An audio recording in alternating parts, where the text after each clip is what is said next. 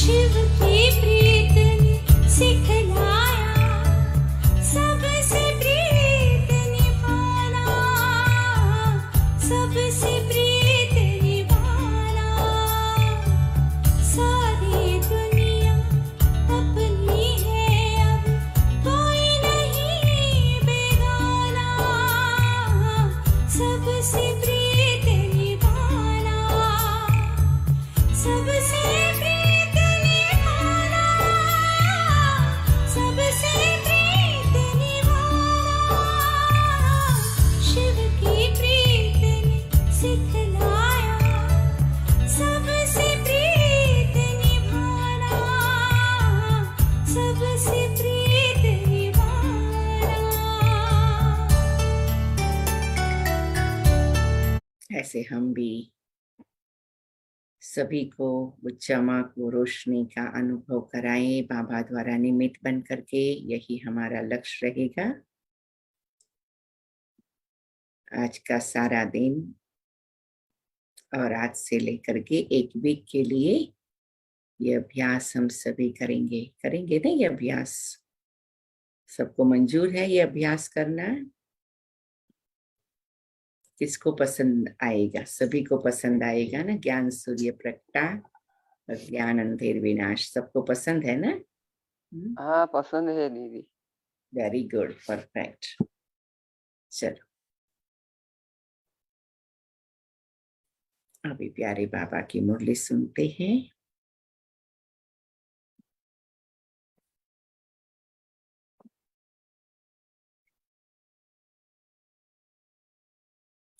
दस अप्रैल 2023। मैं रोज सोचती हूँ एक दिन आगे बढ़ता है, घड़ी तो आगे बढ़ रही है, किसी के लिए स्टॉप नहीं होती है, रुकती नहीं है। तो हम क्यों रुके? हम भी चलते रहे। चलते क्या रहे, दौड़ते रहे। दौड़े भी क्या, उड़ते रहे। तो हम भी सदा उड़ते रहे, उड़ाते रहे। अभी तो दौड़ने से भी पहुंचेंगे नहीं, तो उड़ना पड़ेगा। ओम शांति। मीठे बच्चे, श्रेष्ठ बनने के लिए सदा श्रीमत पर चलते रहो। लक्ष्मी नारायण भी श्रीमत से इतने श्रेष्ठ बने हैं।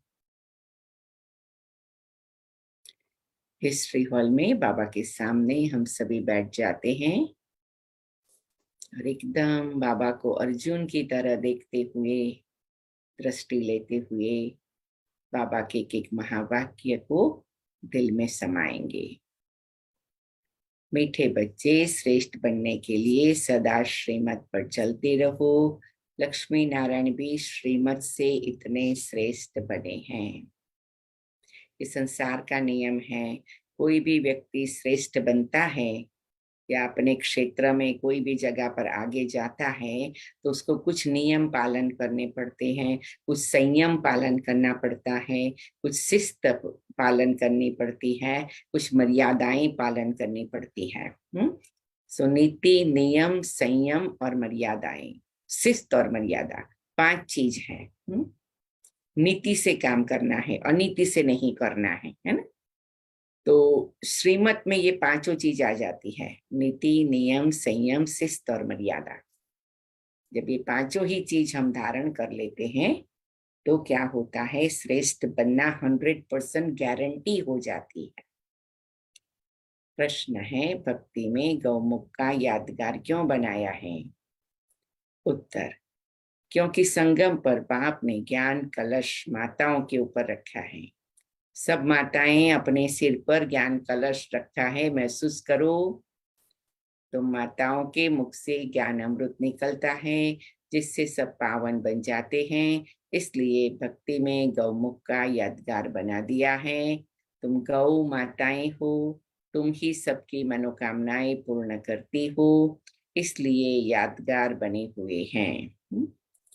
तो कांस्टेंट आज सारा दिन महसूस करना, मेरे सिर पर ज्ञान कलश है और मेरे मुख से ज्ञान अमृत निकलता है, क्योंकि मैं बाबा की क्या हूँ? गौ माता हूँ। हम कौन हैं? बाबा की गौ माताएं।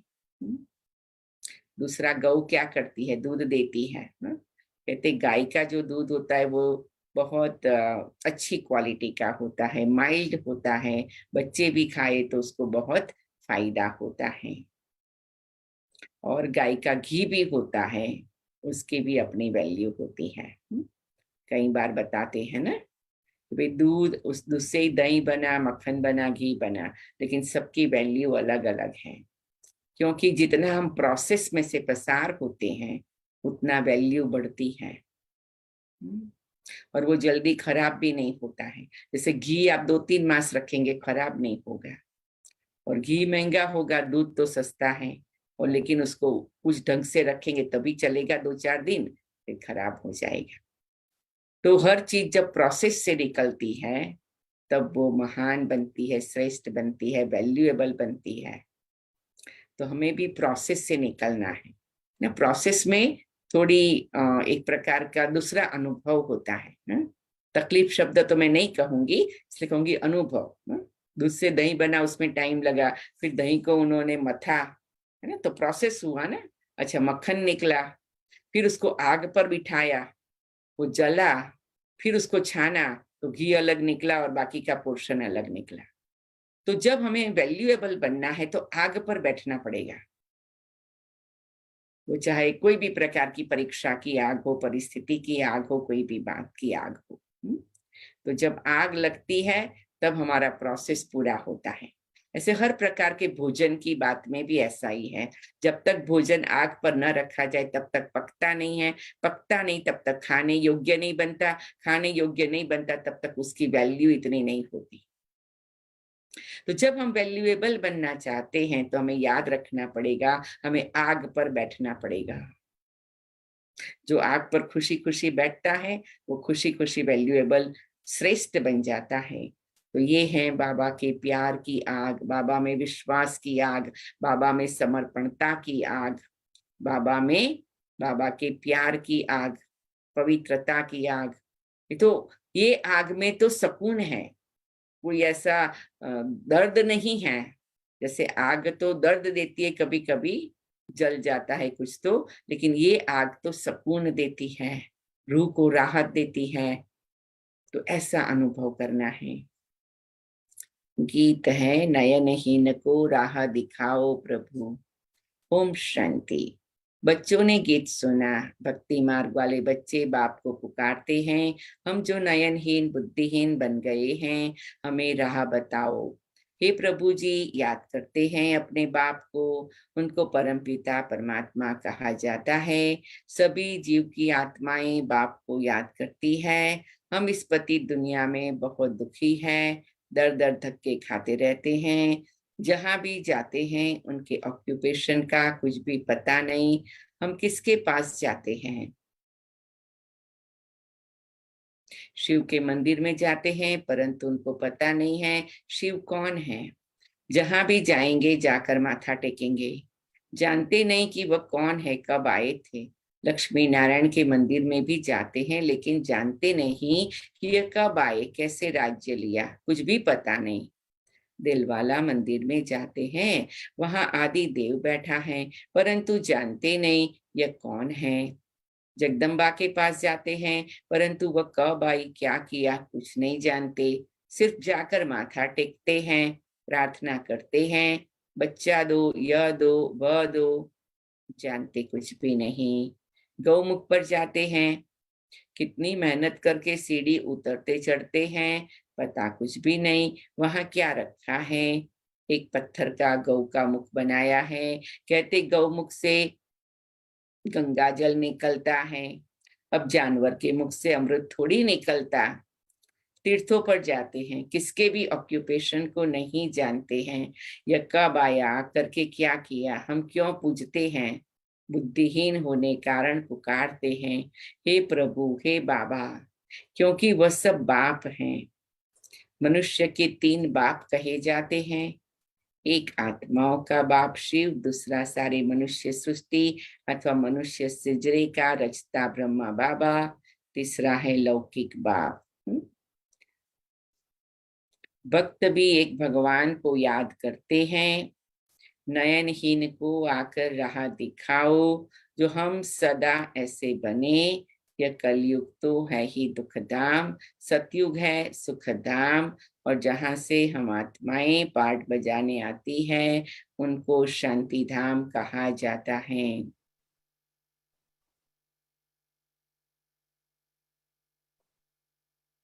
आत्मा को यह शरीर रूपी बाजा अथवा यह कर्मेंद्रियां यहाँ मिलती हैं, जिससे आत्मा कर्म करती है। आत्मा तो है अविनाशी, शरीर है विनाशी। आत्मा है पारलौकिक परम पिता परमात्मा की संतान, शरीर है लौकिक बाप की संतान। आत्मा का बाप एक ही है, उनको याद करने से वर्षा मिलता है। बेहद के शांति और सुख का वर्षा कोई मनुष्य मात्र से मिल नहीं सकता, चाहे कोई भी हो। ब्रह्मा विष्णु शंकर को भी देवता कहा जाता है। परमात्मा एक शिव है, शिव परमात्माय नमः, ब्रह्मा परमात्माय नमः नहीं कहेंगे। तो यह जो मंदिर आदि है उनके ऑक्यूपेशन को कोई नहीं जानते। ऊंच से ऊंच परम पिता परमात्मा शिव है। फिर रचना रचते हैं, किसकी रचना रचते हैं? ब्रह्मा विष्णु शंकर की। फिर ब्रह्मा विष्णु शंकर से क्या कराते हैं? बाबा ने कहा ना, त्रिदेव बाप त्रिमूर्ति से 3 कार्य कराते हैं। त्रिदेव के रचता बाबा हैं, त्रिमूर्ति की रचना होती है और 3 कार्य होते हैं। तो त्रिदेव कौन है, त्रिमूर्ति कौन है? हम सभी को मालूम है ना? कि कोई को नहीं मालूम है तो हम थोड़ा रिपीट करना चाहेंगे तो कर सकते हैं।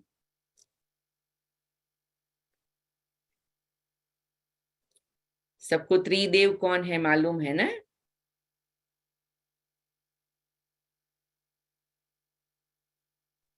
Yes sister, Brahma Vishnu Mahesh. Brahma Vishnu Mahesh, very good. और 3 कार्य कौन से हैं?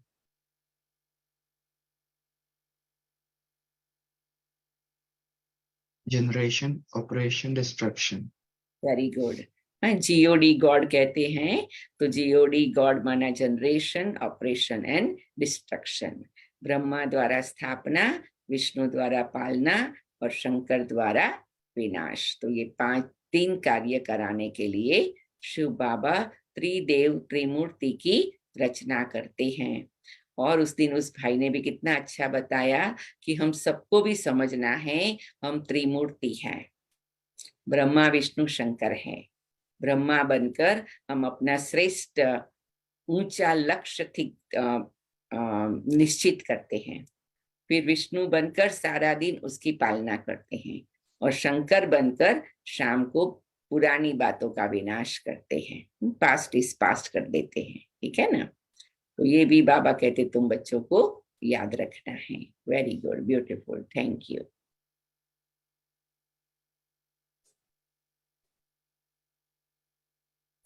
तो यह जो भी मंदिर आदि हैं उनके ऑक्यूपेशन को कोई नहीं जानते।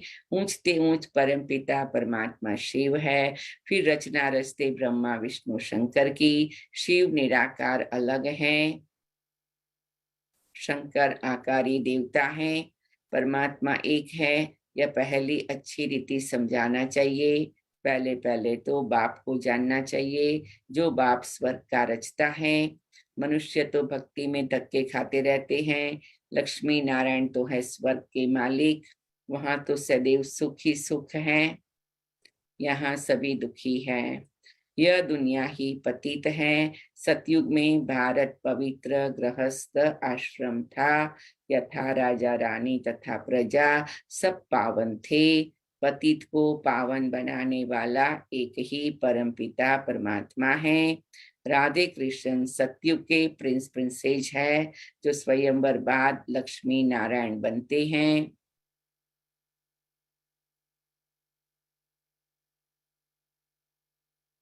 स्वर्ग को कहा जाता है शिवालय। अब बाप सबको पावन बना रहे हैं इन भारत माताओं द्वारा, जिन्हों पर ही ज्ञान का कलश रखा जाता है।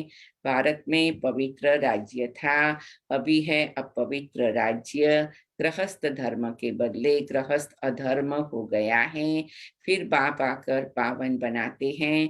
बाप आत्माओं से बात करते हैं, मैं परमपिता परमात्मा आया हूँ। आत्मा परमात्मा अलग रहे बहुकाल, तुम बहुत समय के बिछड़े हुए हो, अब बिल्कुल रोगी पतित कौड़ी तुल्य बन गए हो। फिर तुमको अगर मेरे जैसा बनना है तो क्या करो? अगर हमें बाबा के जैसा बनना है तो क्या करना है? अंडरलाइन करेंगे, बाबा जैसा बनना है तो क्या करना है? बाबा की श्रीमत पर चलना है। बिल्कुल परफेक्ट बात बताई आपने। तो पुरुषार्थ करो। यह भारत माता शक्ति अवतार है। कौन भारत माता शक्ति अवतार? मैं आत्मा हूँ। सो मैं आत्मा भारत माता शक्ति अवतार हूँ। लिखो, मैं आत्मा भारत माता शक्ति अवतार हूँ।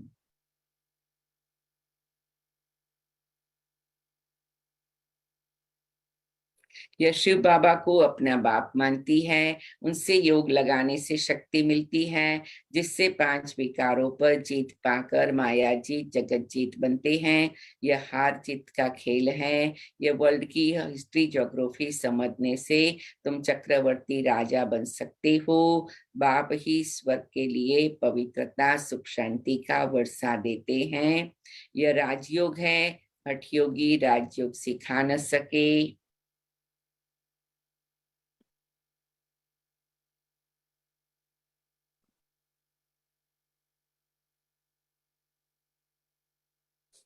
अभी तुम बच्चों को श्रीमत मिलती है, जिससे तुम श्रेष्ठ बन रहे हो।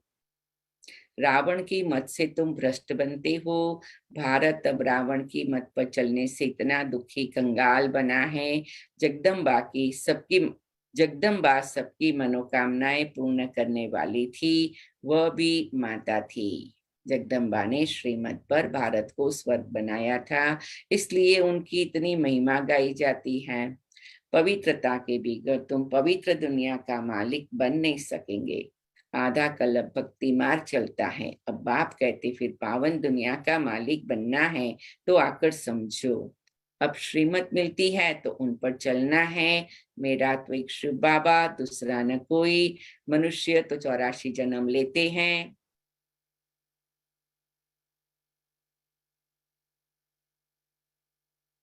तुम शक्तियां हो। शिव बाबा से योग लगाने से तुमको शक्ति मिलेगी, नहीं तो कभी स्वर्ग के मालिक बन ही नहीं सकेंगे। पारलौकिक बाप से 21 जन्मों का वर्षा मिलता ही है संगम पर। इसलिए पुरुषार्थ करना है, बच्चों का भी कल्याण करना है, फिर स्वर्ग के मालिक बन जाएंगे। यह राजयोग की पाठशाला है।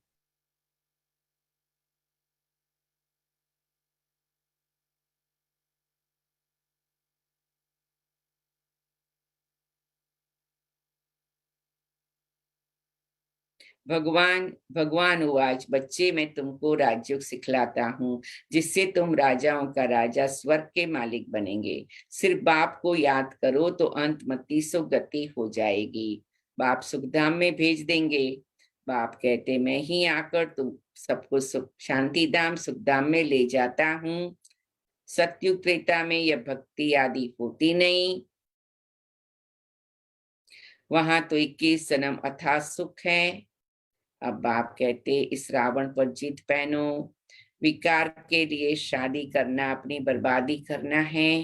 परम पिता परमात्मा ने ऑर्डिनेंस निकाला है, पवित्र बनो तो जगत का मालिक बनेंगे। इस दुखधाम से शांतिधाम सुखधाम में चलना चाहते हो तो यह बातें समझो। तुम जानते हो शिवाय बाप के कोई भी मनुष्य को भगवान कहना रॉन्ग है। भगवान है ही एक। अभी तुम बच्चे शिव परमात्मा ब्रह्मा विष्णु शंकर की, लक्ष्मी नारायण आदि की सबकी बायोग्राफी को जानते हो। अब तुम श्रीमत से ऐसे लक्ष्मी नारायण समान श्रेष्ठ बन सकते हो। पवित्र तो जरूर बनना है। परम पिता परमात्मा की श्रीमत पर एक बाप को याद करते रहेंगे और पवित्र बनेंगे तो 21 जन्म का राज्य भाग्य मिलेगा। कितनी सहज बात है। यह समझने से तुम भक्ति के धक्कों से रोने पीटने से 21 जन्म छूट सकते हो। समझाना है सतयुग की स्थापना कैसे होती है, फिर ये चक्र कैसे फिरता है, सारे वर्ल्ड की हिस्ट्री ज्योग्राफी को समझो। यह तो मनुष्य ही समझेंगे। एक बाप की श्रीमत पर चलना है। सर्व पर दया तो एक बाप ही करते हैं। वह ज्ञान का सागर, सुख का सागर है। वही इन माताओं को ज्ञान का कलश देते हैं, जिससे सबको पावन बना सकती हैं। बाकी पानी की गंगा पावन नहीं बना सकती। यह गौ माताएं हैं जिन्हों के ज्ञान का कलश मिलता है। यहाँ तो पढ़ाई है, पढ़कर देवता बनना है। ब्राह्मण, देवता, क्षत्रिय, वैश्य और क्षुद्र यह वर्ण है। कितने वर्ण हैं? 5 वर्ण हैं। तो 5 वर्ण कौन से समय पर होते हैं, किसका यादगार है?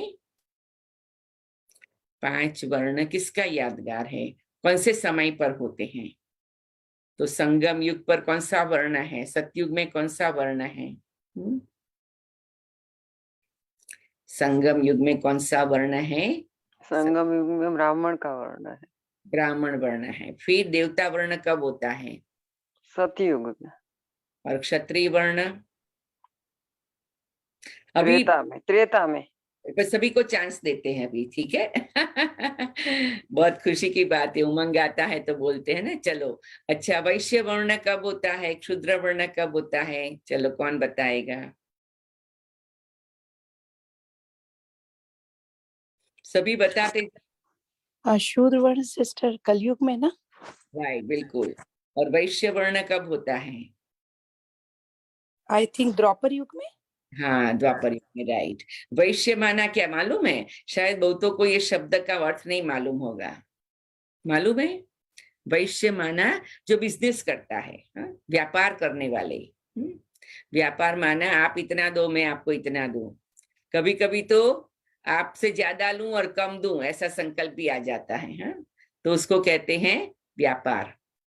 कभी भगवान से भी व्यापार करते हैं ना, भगवान मेरा ये काम हो जाएगा तो मैं इतना आपको सहयोग दूंगा, आपके कार्य में इतना ही मदद करूंगा, है ना। कई लोग तो क्या करते हैं, है ना, मेरे को 1 लाख का काम हो जाएगा तो मैं 100 रुपया मदद करूंगा, ऐसे कहते हैं। तो भगवान से भी उस प्रकार से, तो उसको कहते व्यापार करना। और क्षुद्र माना भगवान तुम तो सर्वशक्तिवान हो, तुम दो, मेरे से क्या लेंगे तुम। उसका नाम क्षुद्र। जैसे लौकिक दुनिया में भी क्षुद्र का जमाना आ गया ना। देखो पहले के जमाने में होता था, माँ बाप ने हमको जन्म दिया, बड़ा किया, पढ़ाया लिखाया, प्यार दिया, सिखाया, आगे बढ़ाया, दुनिया में कैसे रहना वो बताया। माँ बाप को जैसे पूज्य मानते थे। मम्मी मैं तुम्हारे पांव पड़ू तो भी कम, पापा मैं तुम्हारे पांव पड़ू तभी भी कम, ऐसा कहने वाले बच्चे होते थे। तो वो थे हाई क्वालिटी। और सारा टाइम ध्यान रहता था, मेरे माँ बाप ने मुझे जन्म देके पाला पोसा बड़ा किया, अब मेरी जिम्मेवारी है माँ बाप को कोई तकलीफ ना हो, वो ध्यान रहता था। वो कहते हाई क्वालिटी। अभी क्षुद्र जमाने में क्या हो गया है, कभी कुछ होता है तो माँ बाप को कहते अरे आपने जन्म दिया, बड़ा किया, क्या बड़ा की बड़ी बात बताई। तो सब माँ बाप करते, ये तो आपके माँ बाप का फर्ज है, अभी हमें कोई आपका ध्यान रखना कोई जरूरी नहीं है। तो वो कहते क्षुद्र की दुनिया। तो ये बाबा कहते हैं संसार में भी ऐसा है, हमारे जीवन में भी हमें ध्यान देना है, और भगवान के साथ के रिश्ते में भी ध्यान देना है कि हम भगवान से क्या ले क्या न ले, क्या मांगे क्या न मांगे, भगवान के प्रति का प्यार कितना रखे, कैसे रखे। तो ये भी बाबा कहते तुम्हें बहुत देखना है अपने अंदर को। दादी जानकी हमेशा कहती थी ब्राह्मण वर्ण, देवता वर्ण, क्षत्रिय वर्ण, क्षुद्र वर्ण, वैश्य वर्ण सब हमारे में है, और सारे दिन में हम उसको अनुभव करते हैं। सारे दिन में हमारे संकल्प में, बोल में और कर्म में, तीनों में मालूम पड़ जाता है ये कर्म मैंने कौन से वर्ण की स्थिति में किया। तो हर एक अपना चेकिंग करना। हाँ, तुम जानते हो शिवाय बाप के कोई भी मनुष्य को भगवान कहना रॉन्ग है। भगवान है ही एक। अभी तुम बच्चे परमात्मा की तुम बच्चे शिव परमात्मा की, ब्रह्मा विष्णु शंकर की, लक्ष्मी नारायण आदि सबकी बायोग्राफी जानते हो। अब तुम श्रीमत से ऐसे लक्ष्मी नारायण समान श्रेष्ठ बन सकते हो। पवित्र तो जरूर बनना है। परमपिता परमात्मा की श्रीमत पर एक बाप को याद करते रहेंगे तो पवित्र बनेंगे, तो 21 जन्म का राज्य भाग्य मिलेगा। कितनी सहज बात है यह समझने से। तुम भक्ति के धक्कों से, रोने पीटने से 21 जन्म छूट सकते हो। समझाना है सतयुग की स्थापना कैसे होती है, फिर ये चक्र कैसे फिरता है, सारे वर्ल्ड की हिस्ट्री ज्योग्राफी को समझो। यह तो मनुष्य ही समझेंगे। एक बाप की श्रीमत पर चलना है। सर्व पर दया तो एक बाप ही करते हैं। वह ज्ञान का सागर, सुख का सागर है। वही इन माताओं को ज्ञान कलश देते हैं। फिर से विजुलाइज करो, बाबा ने आपके सिर पर ज्ञान कलश रखा। कितना सुंदर चमकीला ज्ञान कलश रखा है। आपका सिर भी चमक गया, आपकी सारा व्यक्तित्व चमक गया। ज्ञान कलश सिर पर रखा तो क्या सुंदर अनुभव हो गया, जिससे यह सबको पावन बना सकती हैं। बाकी पानी की गंगा पावन नहीं बना सकती है। यह गौ माताएं हैं जिन्हों को ज्ञान का कलश मिलता है। यहाँ तो पढ़ाई है, पढ़कर देवता बनना है। ब्राह्मण, देवता, क्षत्रिय, वैश्य और क्षुद्र यह वर्ण है। तो संगम युग, सतयुग, त्रेता युग, द्वापर युग और कलयुग, चारों प्रकार की बातें हैं। अभी जितना जितना हम फोकस करेंगे कि हम ब्राह्मण वर्ण के बन के रहे, देवता वर्ण के बन के रहे, तो हमारे को अतीन्द्रिय सुख मिलेगा, सच्चित आनंद स्वरूप स्थिति का अनुभव होगा। ब्राह्मण वर्ण और देवता वर्ण। तो देवता माना देने वाला। कल मैं किसी को बता रही थी, देते रहो देते रहो। फिजिकली कुछ भी देना नहीं देना वो तो आपके जरूरत के प्रमाण है, पॉसिबल है वो उसके प्रमाण है, लेकिन मन से तो देते रहो। हम फिजिकली दे ना दे, लेकिन मन से क्या देते हैं वो सबसे बड़ी चीज है। मनसा से शुभ भावना, शुभकामना देते रहो, सबका कल्याण हो। इसीलिए भक्ति में भी है ना, सर्व का कल्याण हो, तेरा मंगल मेरा मंगल, सबका मंगल हो। जिस गुरु ने ज्ञान दिया उसका मंगल, जिस शिक्षक ने पढ़ाया उसका मंगल, ये एक बहुत अच्छी भावना का प्रतिबिंब है। मंगल माना कल्याण हो। तो हम सबके लिए सोचे, सबका कल्याण हो, सब शिव बाबा को पहचान ले, सबकी ज्योति जग जाए। जो शिव बाबा के बने हैं वो बाबा के और भी पक्के बच्चे बन जाए, जो पक्के हैं वो और भी अपने जीवन के पुरुषार्थ में सूक्ष्म बन जाए, आगे बढ़ जाए, तन मन धन से मददगार बन जाए, उदार दिल, विशाल दिल, रहम दिल बनकर अपना जन्म जन्म का भाग्य बना ले। तो इस स्थिति से सबके लिए शुभ भावना देते जाए। बाबा ने सबकी बुद्धि का ताला खोला, सबकी बुद्धि को दिव्य बना दिया, श्रेष्ठ बना दिया। कितना बाबा का शुक्रिया करें। तो बार बार यही सोचे, बाबा हम सबको निराकारी, निर्विकारी, निरहंकारी बना दे। तो ये सोचना है, वो देवता वर्ण, ब्राह्मण वर्ण के संकल्प हैं। ये कर सकते हैं कि उसमें भी आपको तकलीफ होती है? नहीं, तकलीफ नहीं होती है, उसमें कुछ नहीं लगता है। संकल्प करने में क्या होता है, इतनी खुशी मिलेगी, बात मत पूछो। एक दिन ट्राई करके देखो, 1 घंटा सबके लिए शुभ भावना, शुभकामना के इस प्रकार के वैरायटी संकल्प करो, क्या चमत्कार होता है। यह समझने से तुम भक्ति के धक्कों से, रोने पिटने से 21 जन्म छूट सकते हो। तो देखो, हम तो छूट गए, तो हमें औरों को भी छुड़ाना है ना। समझाना है सतयुग की स्थापना कैसे होती है, फिर ये चक्र कैसे फिरता है, सारे वर्ल्ड की हिस्ट्री ज्योग्राफी को समझो। यह तो मनुष्य ही समझेंगे। एक बाप की श्रीमत पर चलना है। सर्व पर दया तो एक बाप ही करते हैं। वह ज्ञान का सागर, सुख का सागर है। वही इन माताओं को ज्ञान का कलश देते हैं, जिससे ये सबको पावन बना सकती है। बाकी पानी की गंगा पावन नहीं बना सकती। ये गौ माताएं जिन्हों को ज्ञान का कलश मिलता। यहाँ तो पढ़ाई है, पढ़कर देवता बनना है। ब्राह्मण, देवता, क्षत्रिय, वैश्य और क्षुद्र यह वर्ण है। ऐसे यह 84 जन्मों का चक्र फिरता रहता है। इस चक्र को जानने से क्या होगा? इस चक्र को जानने से क्या होगा? चक्रवर्ती राजा बनेंगे। ओम शांति। हाँ, चक्रवर्ती राजा बनेंगे। जिसको चक्रवर्ती राजा बनने हैं वो बार बार चक्र को याद करे। हाँ? अच्छा, बाप दादा और मीठी मीठी जगदम्बा माँ का शिकिलदे बच्चों प्रति याद प्यार गुड मॉर्निंग। रूहानी बाप की रूहानी बच्चों को नमस्ते। हम रूहानी बच्चों की रूहानी बाप दादा को याद प्यार नमस्ते। गुड मॉर्निंग प्रिया बाबा, शुक्रिया। नमस्ते बाबा, नमस्ते बाबा, नमस्ते बाबा, शुक्रिया बाबा, शुक्रिया बाबा, शुक्रिया बाबा। शुक्रिया।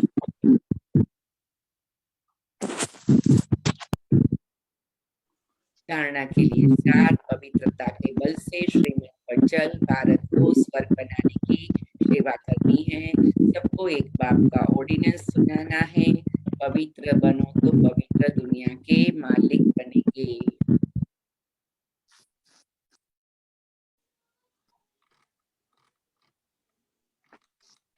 मैं आत्मा पवित्रता के बल से श्रीमत पर चल भारत को स्वर्ग बनाने की सेवा करती हूँ। सबको एक बाप का ऑर्डिनेंस सुनाती हूँ। पवित्र बनो तो पवित्र दुनिया के मालिक बनेंगे। हरे को 3 बाप का परिचय दे, दुख धाम से शांति धाम सुख धाम में चलने की राह दिखानी है। मैं आत्मा हरे को 3 बाप का परिचय दे, दुख धाम से शांति धाम सुख धाम में चलने की राह दिखाती हूँ। भटकने से छुड़ाना है। मैं आत्मा सबको भटकने से छुड़ाती हूँ। वरदान है मर्यादा पुरुषोत्तम बन, सदा उड़ती कला में उड़ने वाले नंबर 1 विजयी भव। मैं आत्मा मर्यादा पुरुषोत्तम बन, सदा उड़ती कला में उड़ने वाली नंबर 1 विजयी हूँ। नंबर 1 की निशानी है हर बात में विन करने वाले, किसी भी बात में हार न हो, सदा विजयी। यदि चलते चलते कभी हार होती है तो उसका कारण है मर्यादाओं में नीचे ऊपर होना। लेकिन यह संगम युग है मर्यादा पुरुषोत्तम बनने का युग। पुरुष नहीं, नारी नहीं, लेकिन पुरुषोत्तम है। इसी स्मृति में सदा रहो तो उड़ती कला में जाते रहेंगे, नीचे नहीं रुकेंगे। उड़ती कला वाला सेकंड में सर्व समस्याएं पार कर लेगा। एक बाप के श्रेष्ठ संग में रहो तो दूसरा कोई संग प्रभाव नहीं डाल सकता। मैं आत्मा एक बाप के श्रेष्ठ संग में रहती हूँ, दूसरा कोई संग प्रभाव नहीं डालता। ओम शांति। मातेश्वरी जी के अनमोल महावाक्य।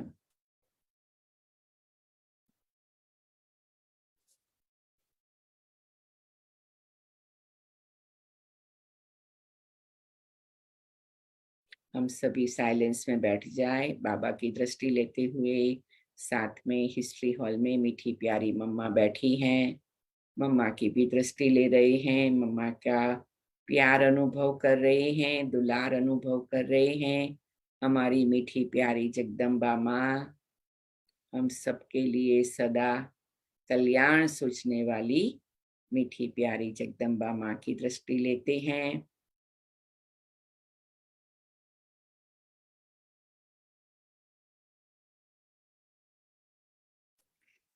मातेश्वरी जी के अनमोल महावाक्य। हम मनुष्य आत्माओं के पहले पहले कौन सी मुख्य पॉइंट बुद्धि में रखनी है, जिस पर खूब अटेंशन रखना है। पहले पहले तो अपने को यह पक्का निश्चय रखना है कि हमको पढ़ाने वाला कौन है। दूसरी पॉइंट है हम सभी मनुष्य आत्माएं हैं, परमात्मा हमारा पिता है। हम आत्मा बच्चे और परमात्मा बाप दोनों अलग अलग हैं। तीसरी पॉइंट ईश्वर बेअंत भी नहीं है, ईश्वर सर्वत्र भी नहीं है। यह अब यही नॉलेज बुद्धि में रखनी है। इसलिए अपनी नॉलेज औरों से न्यारी है। भले दुनियावी मनुष्य समझते हमको परमात्मा का ज्ञान है, अब उनसे पूछो आप में कौन सा ज्ञान है, तो कहेंगे ईश्वर सर्वव्यापी है। अब परमात्मा तो कहता है मेरा ज्ञान मेरे द्वारा ही मिलता है, जैसे बैरिस्टर द्वारा बैरिस्ट्री, डॉक्टर द्वारा डॉक्टरी सीखी जाती है। बल वहां बैरिस्टर भी अनेक होते हैं, एक बैरिस्टर से न पढ़ा तो दूसरा पढ़ाएगा, एक डॉक्टर से न पढ़ा तो दूसरा डॉक्टर पढ़ाएगा, मगर यह ईश्वरीय नॉलेज शिवा एक परमात्मा बिगर कोई भी मनुष्य आत्मा, चाहे साधु संत महात्मा हो, वो भी नहीं पढ़ा सकेगा। तो हम कैसे समझे कि हीनों में कोई परमात्मा का ज्ञान है। और चौथी पॉइंट, परमात्मा युगे युगे नहीं आता, बल्कि परमात्मा कलप कलप एक ही बार इस संगम युग पर अर्थात कलयुग के अंत और सतयुग के आदि संगम समय पर आता है और अनेक अधर्मों का विनाश कराए एक आदि सनातन सद्धर्म की स्थापना कराता है। अब लोग कैसे कहते हैं कि परमात्मा युगे युगे आता है, और ऐसे भी कहते हैं गीता का भगवान श्री कृष्ण वो द्वापर में आया। अब इन सभी बातों को सिद्ध करना है, गीता का भगवान श्री कृष्ण नहीं है, शिव परमात्मा है, और वो भी द्वापर में नहीं आता, संगम समय पर आया है। पांचवी पॉइंट, गुरु बिकर गोर अंधियारा कैसे हुआ है, वो गुरु कौन है, मनुष्य सृष्टि उल्टा झाड़ कैसे है, हमको अपने 5 विकारों पर कैसे जीत पहननी है। छठी पॉइंट, हम वही पांडव योद्धे हैं जिससे साथ साक्षात परमात्मा है, उसी तरफ ही जीत है। 7वीं पॉइंट, परमात्मा खुद सर्वशक्तिवान है, जिन्होंने परमात्मा का पूरा साथ लिया उन्हों को ही परमात्मा द्वारा लाइट माइंड दोनों ताज मिलते हैं। अब यह सभी बातें बुद्धि में रखना, इसको ही ज्ञान कहा जाता है। दूसरा पॉइंट मम्मा बता रही है, बदनसीबी और खुशनसीबी। अब यह दो शब्दों पर मदार किस पर चलता है, यह तो हम जानते हैं, खुशनसीब बनाने वाला परमात्मा, बदनसीब बनाने वाला खुद ही मनुष्य है।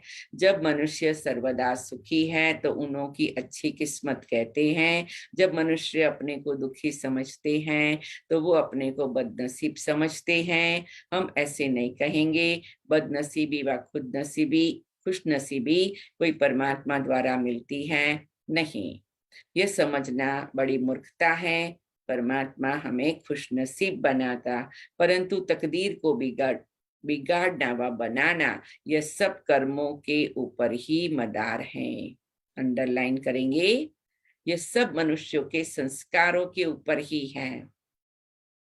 फिर जैसे पाप और पुण्य का संस्कार भरता है वैसे तकदीर बनती है, परंतु मनुष्य इस राज को न जानने के कारण परमात्मा के ऊपर दोष रखते हैं। अब देखो, मनुष्य अपने को सुखी रखने के लिए माया के कितने तरीके निकालते हैं, फिर उस माया से ही कोई अपने को सुखी समझते हैं, कोई फिर उसी माया का संन्यास कर माया को छोड़ने से अपने को सुखी समझते हैं। मतलब तो कई प्रकार के प्रयत्न करते हैं, परंतु इतने तरीके करते भी रिजल्ट दुख के तरफ जा रही है।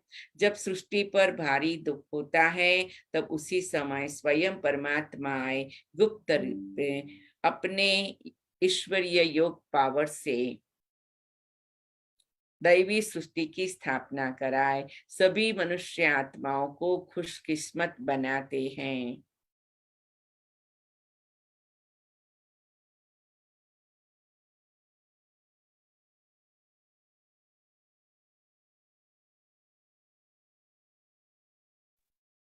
तो बाबा आया है हम सबको खुशकिस्मत बनाने।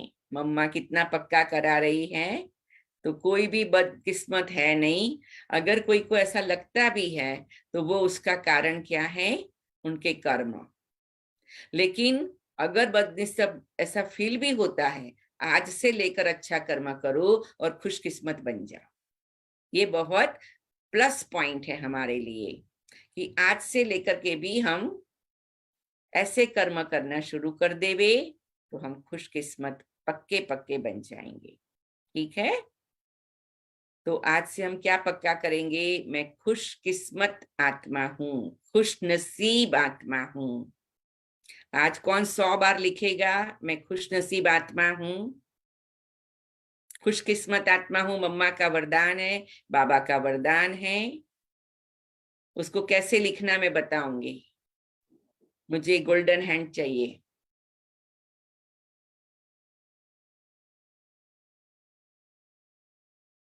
आज हम सभी सारे दिन में थोड़ा थोड़ा टाइम निकाल के, देखो 10 मिनट निकालो तो 10 बार लिख लेंगे, तो मालूम भी नहीं पड़ेगा।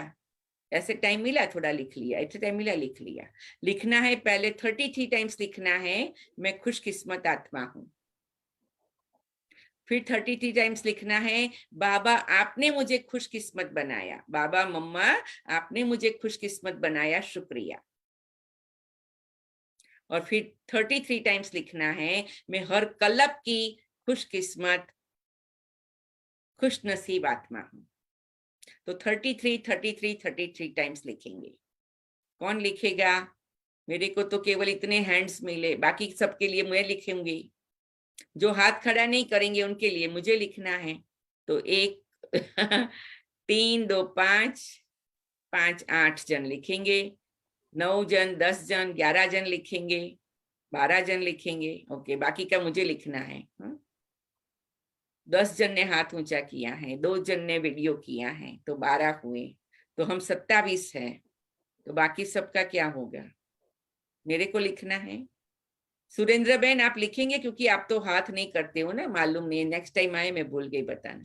सुनीता बहन, वीना बहन, आईफोन बहन, हाँ यस हाँ कोई या मैं यस बोलो, लिखूंगी। कोई चार्ट में लिखो। हाँ, कोई चार्ट ओके में लिखो, कोई हाथ करो, कोई वीडियो करो। सभी लिखेंगे 27 सभी लिखेंगे, ठीक है ना? ओके वंदना बहन, सबीना बहन, हाँ ओके ओके बहन थैंक यू। ओके वंदना बहन, सबीना बहन, शिव बाबा, नलिनी बहन, और क्या नाम है, योगिता बहन ने तो हाथ कर दिया, निरुपमा बहन, अरे वाह हमको तो बहुत हैंड मिल गए, गंगा बहन, या 33 टाइम्स लिखो। आपको व्हाट्सएप में भी मिल जाएगा, एकता बहन, विजय बहन व्हाट्सएप में भी डाल देगी। 33 टाइम्स लिखना है मैं खुश नसीब खुशकिस्मत आत्मा, मैं खुश नसीब की खुशकिस्मत आत्मा हूँ। मम्मा बाबा का वरदान है आज हम सभी को। फिर मीठे प्यारे मम्मा बाबा आपने मुझे खुशकिस्मत खुश नसीब बनाया, शुक्रिया शुक्रिया शुक्रिया। और फिर मैं हर कल्प की खुशकिस्मत खुश नसीब आत्मा हूँ। हर कल्प यूं तो और भी स्टैंप लग जाएगा ना, देखो फिर उड़ेंगे। कल तो सब जैसे यहाँ चमकीली आत्माएं बैठेगी। Very good, thank you. सभी ने कर लिया हाथ, या कोई ने वीडियो किया, कोई ने हाथ किया, कोई ने चार्ट में लिखा। वाह बाबा वाह, हो गया। वो गीत भी है ना, मैं खुश नसीब हूँ, मुझको तेरा प्यार मिला, है ना? वो गीत भी आप सबको भेजेंगे, तो सुनते सुनते लिख सकते हो, या लिखते लिखते सुन सकते हो, या कुछ काम करते करते लिखना, मैं खुश नसीब आत्मा हूँ, मुझको तेरा प्यार मिला। ऐसा कुछ गीत है ना, बहुत अच्छा है।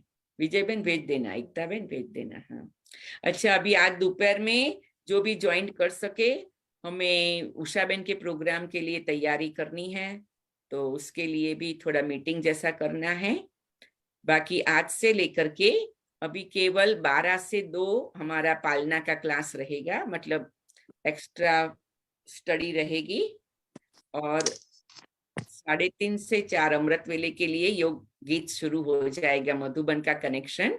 4 से 4:30 योग करेंगे, जो हम 4 धाम की यात्रा करके करते हैं वो, और 4:30 से 5 मोहिनी दीदी को सुनेंगे। तो 3:30 से 5 और 12 से 2, तो हमारा 3.5 घंटे का होगा। और फिर शाम को 6:30 बजे से गीत शुरू हो जाएंगे। आप 6:30 ज्वाइन करो, 6:45 7 आपके ऊपर है, लेकिन 7 से 7:30 कंपलसरी। ओके। और कल शाम को टोरंटो के अरविंद भाई का क्लास है ना, शायद अरविंद भाई या प्रकाश भाई का, तो 11 तारीख, 14 और 15 तारीख, 3 तारीख वो तीनों भाई यज्ञ स्नेही सहयोगी बनना कितना बड़ा भाग्य है, उसके ऊपर आपको क्लास कराएंगे और अब मैं अपना अनुभव बताएंगे, क्लास तो क्या कराएंगे, ठीक है। अच्छा, अभी बाबा की याद में बैठते हैं। आज टाइम हो गया है, हमें फिर से ज्ञान सूर्य वाला गीत बजाना है, ठीक है ना आप सबको। तो हम, हाँ बहुत अच्छा, एक दूसरा भी एक गीत मुझे पसंद आया तो मैंने कहा ज्ञान सूर्य प्रकटा हुआ है, वेरी गुड, ज्ञान सूर्य प्रकट हुआ है। तो आज सारा दिन खुश नसीबे में भी ज्ञान सूर्य ने खुश नसीबे दिया है, मतलब एक चमक का अनुभव करना है।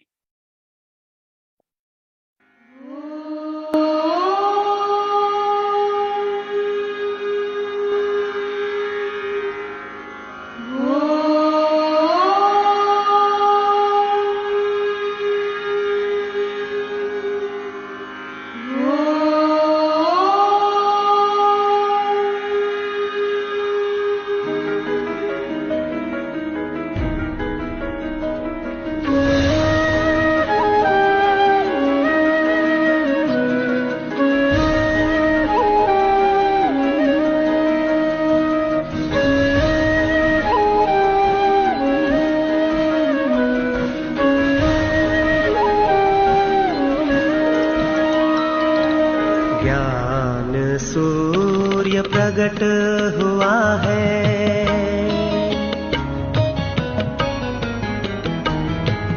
ज्ञान सूर्य प्रगट हुआ है, अज्ञान तिमिर मिटाने को वो है शिव बाबा। ज्ञान सूर्य प्रगट हुआ है, अज्ञान तिमिर मिटाने को वो है शिव बाबा। ज्ञान किरणें फैला रहा है, सोए भाग्य जगाने को वो है शिव बाबा। ज्ञान सूर्य प्रगट हुआ है,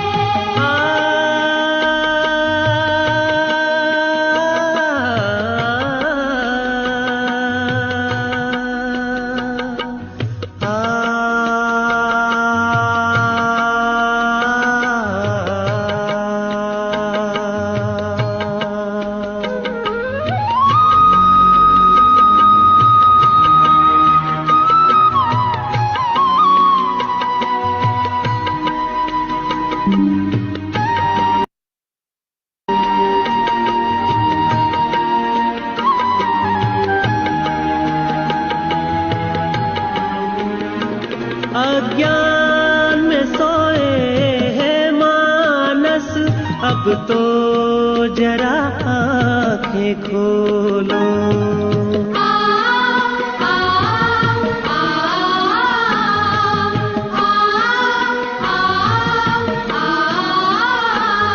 अज्ञान में सोए हैं मानस, अब तो जरा आंखें खोलो। दुख भंजन प्रभु पधारे हैं, दुखियों का दुख हरने को ज्ञान सूर्य प्रगट हुआ है।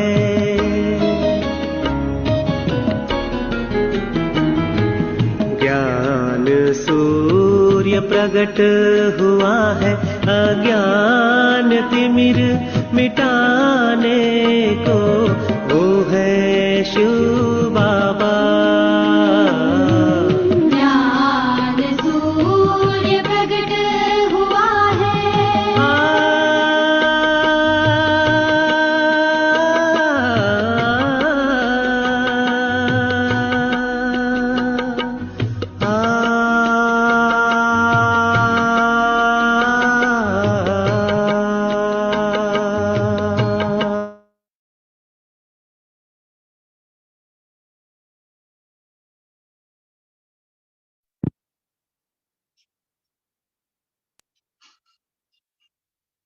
बहुत प्यारा गीत है, दिल को छू जाने वाला।